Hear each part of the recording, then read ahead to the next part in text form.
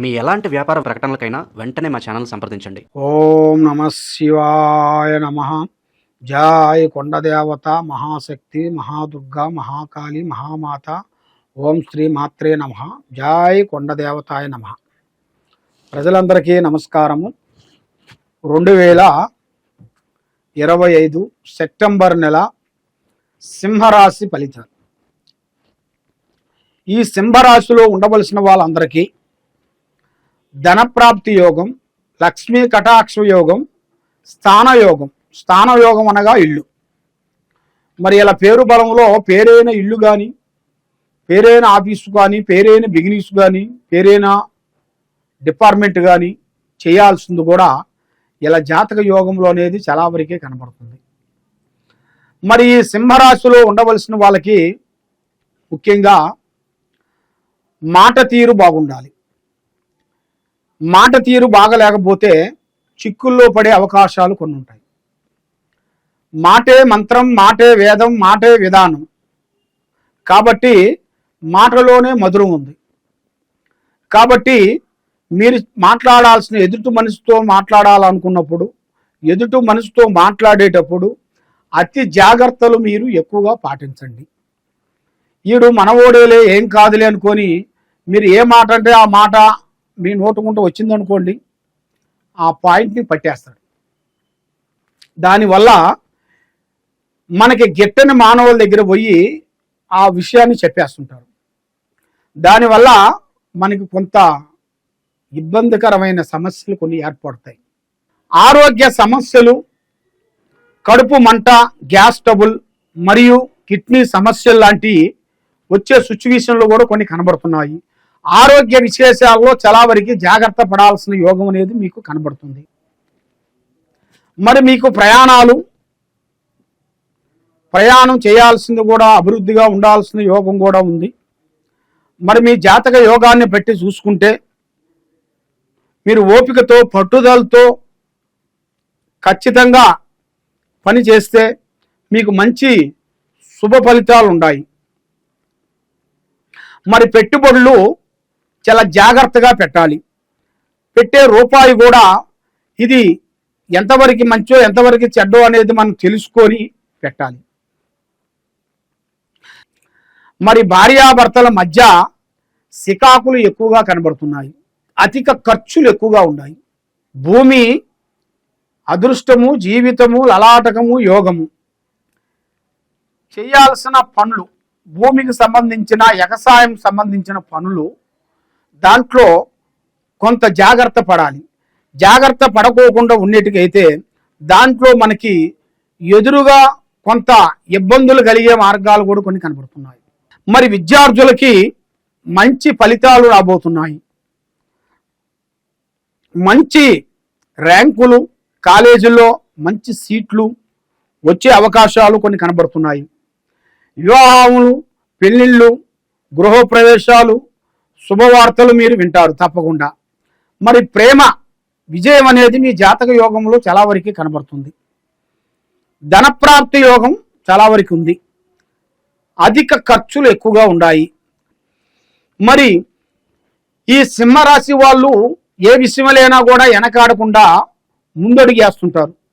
ఏ విషయానికి వచ్చినా కూడా వీళ్ళు వెనక అడుగు వేయకోకుండా ముందడుగు వేసి కొన్ని విషయాలలో దెబ్బతింటుంటారు.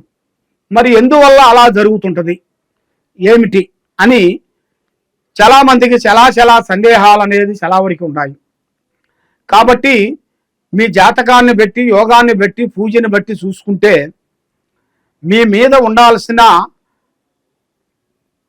దరిద్రగ్రహ దోష నివారణలు ఎక్కువగా కనబడుతున్నాయి. ఆ దరిద్రగ్రహ దోష నివారణ వలన మీరు ఎన్ని రోజులు కష్టపడ్డా, ఎన్ని రోజులు మీరు చేసే పని మీ చేతి గాడికొచ్చి చేజారిపోతుంటుంది.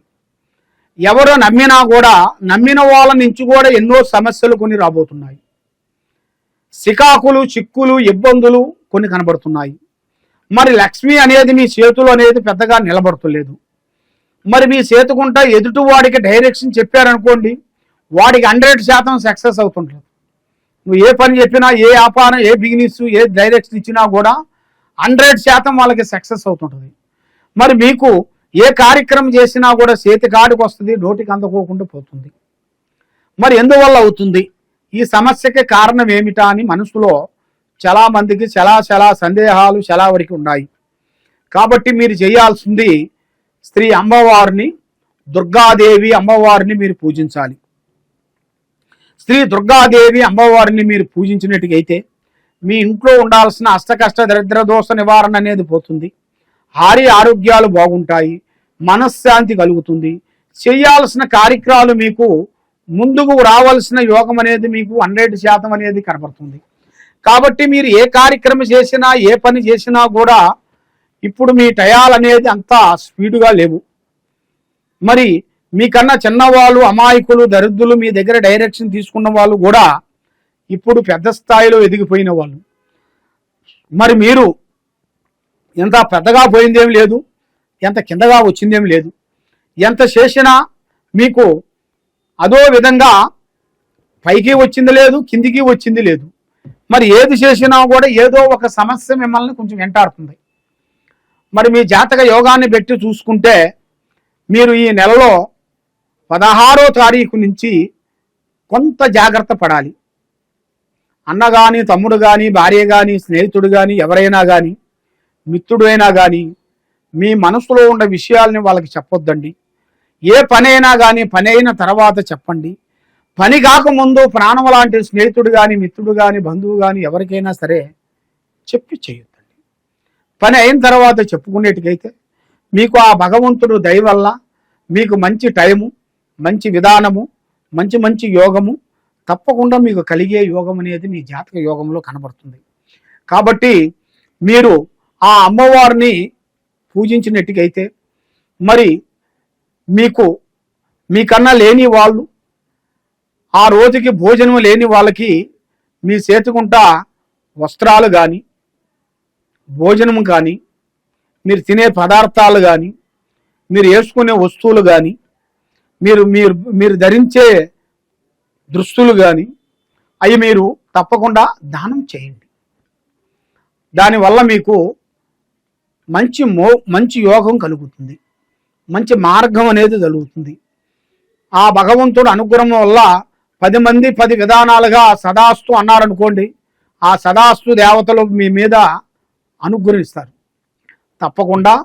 మరి మీరు ఏ కార్యక్రమం చేసినా, ఏది అనుకున్నా, ఎక్కడికి పోయినా తొందరపాటు పడుకోకుండా పెద్దవాళ్ళ ఆశీర్వాదం తీసుకొని, అమ్మా నాన్న ఆశీర్వాదం చాలా ఇంపార్టెంట్, వాళ్ళ ఆశీర్వాదం తీసుకొని చేయండి. పెద్దవాళ్ళని గౌరవించండి, వృద్ధుల్ని ప్రేమించండి, వృద్ధులకి మీకు అంత సాయం చేయండి. తప్పకుండా మీకు మంచి మేలు జరుగుతుంది. కాబట్టి ఎక్కడెక్కడో పోయి మీరు జ్యోతిష్యం చెప్పించుకొని నిరాశ చెంది ఉన్నారా? తప్పకుండా ఈ కింద ఉండాల్సిన నెంబర్కి మాకు ఒకసారి ఫోన్ చేసినట్టుగైతే మీ పేరుని బట్టి, మీ సమయాన్ని బట్టి జాతక యోగం ఎలా ఉందా అనేది చూసి జాతక చక్రం వేసి చూసి చెప్పగలుగుతాం. సర్వో జనా సుఖినో భవంతు. నమః శివాయ.